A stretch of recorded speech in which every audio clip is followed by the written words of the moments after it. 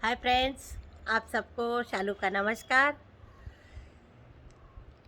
शालू बीमार बीमार हो गई थी और बहुत ही तकलीफ़ में थी। बहुत साल, 1 साल 2 साल नहीं, कंटिन्यूअस 10 से 15 साल मैंने सफ़र किया।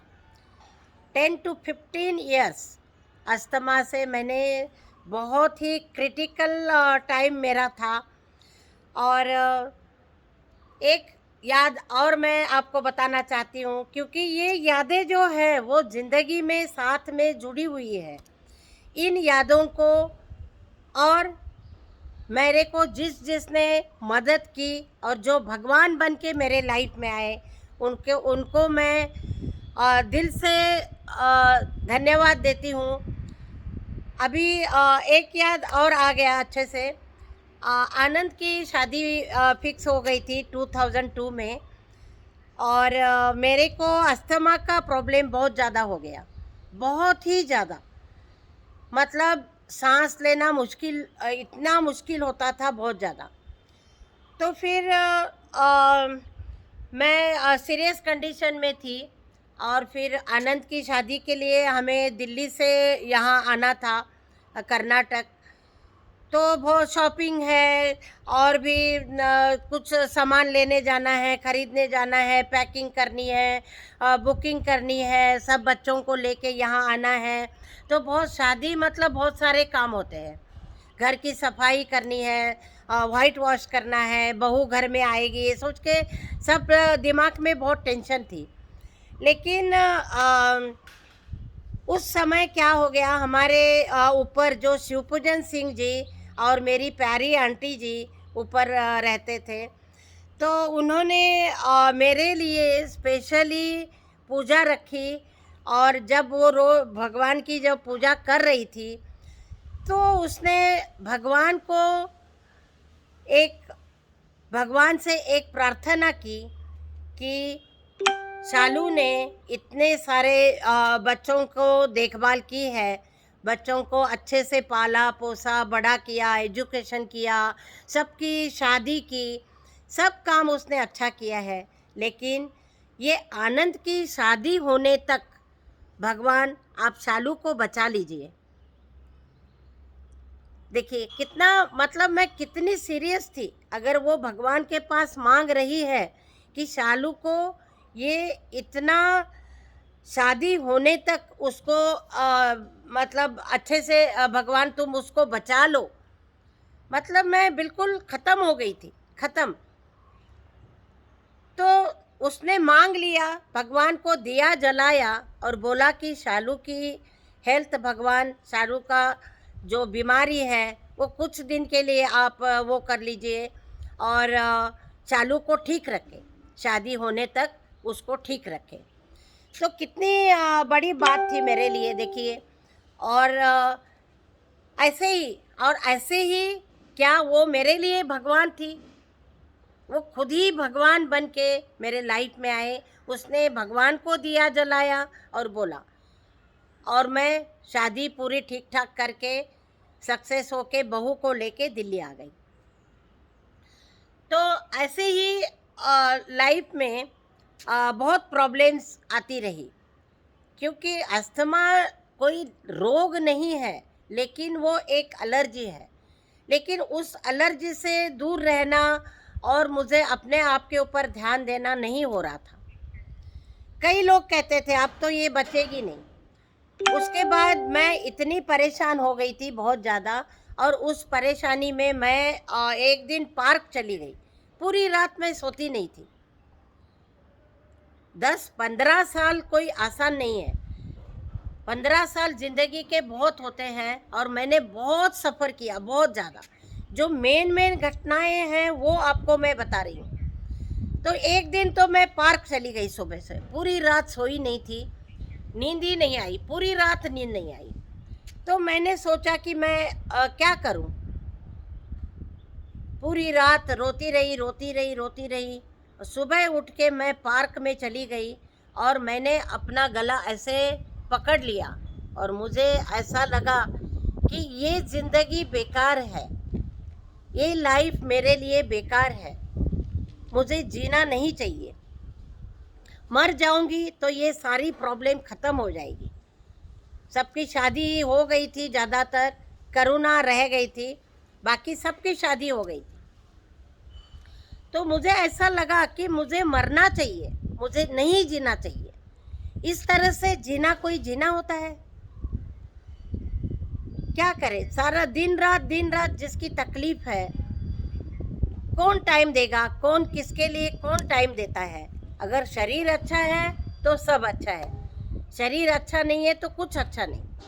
मैंने गला पकड़ लिया और मैंने सोचा कि मैं अपने आप को ख़त्म करूँगी। और इतने में कोई मेरी सहेली पार्क में घूमने आई थी और उसने मेरे को देखा और बोला, हाय शालू, गुड मॉर्निंग। तो वो समय टल गया। देखिए क्या मतलब, वो लेडी जो आई उसने मेरे को कहा, शालू गुड मॉर्निंग। और वो समय जो एक बुरा वक्त था, नहीं तो मैंने 100% मैंने सोच लिया था कि मैं गला दबा के अपने आप को ख़त्म कर दूं। तो फिर ऐसे एक दो घटनाएं हो गई और फिर मैं परेशान तो रही। बहू आ गई, फिर सुमिता सोनिया दोनों थी। तो फिर दोनों ने थोड़ा घर संभाल लिया। किचन का काम मेरा बंद हो गया। उन्होंने पूरा बहुत अच्छी तरह से किचन संभाल लिया। दोनों बहुएं मेरी बेटी से भी ज़्यादा उन्होंने मेरे लिए किया है। ऐसी बहुएं किस्मत वालों को मिलती है, क्योंकि मेरी और मेरे पति की उन दोनों ने बहुत अच्छी तरह से सेवा की। सुबह से लेके रात तक, मतलब वो हमारे लिए जिस समय हमें जो चाहिए वो गरम गरम बना के खिलाना।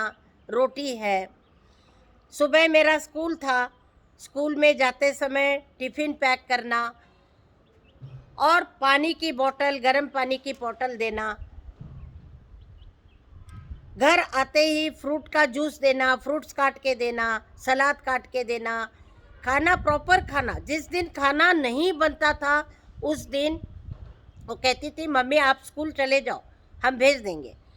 और कई बार मेरा बेटे के हाथ से खाना भेज देते थे स्कूल में।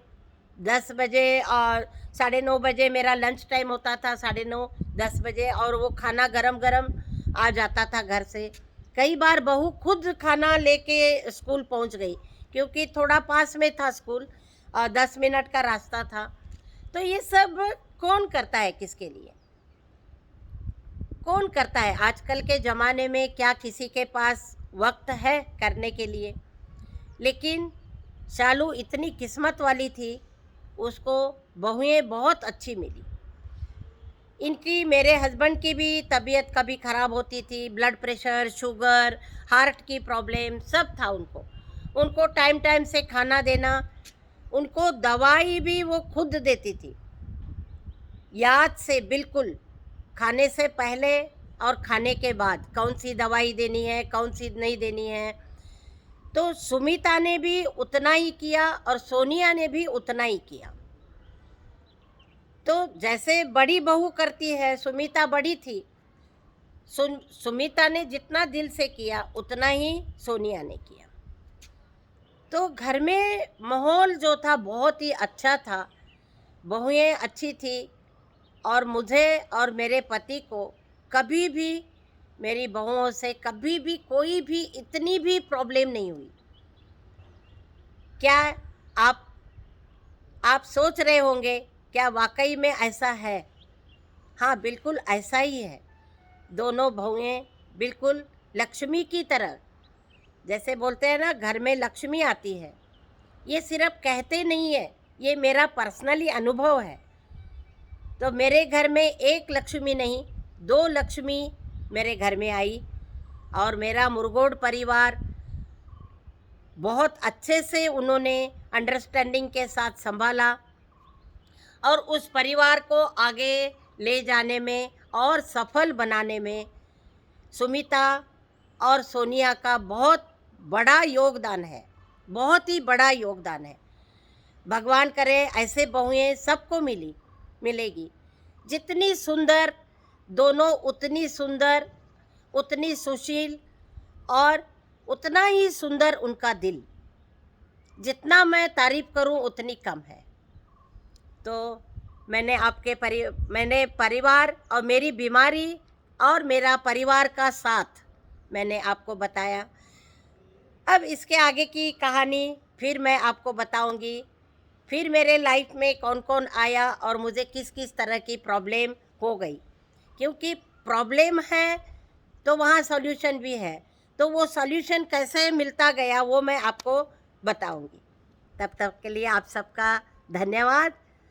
आप सबको मेरा चालू का नमस्कार और धन्यवाद।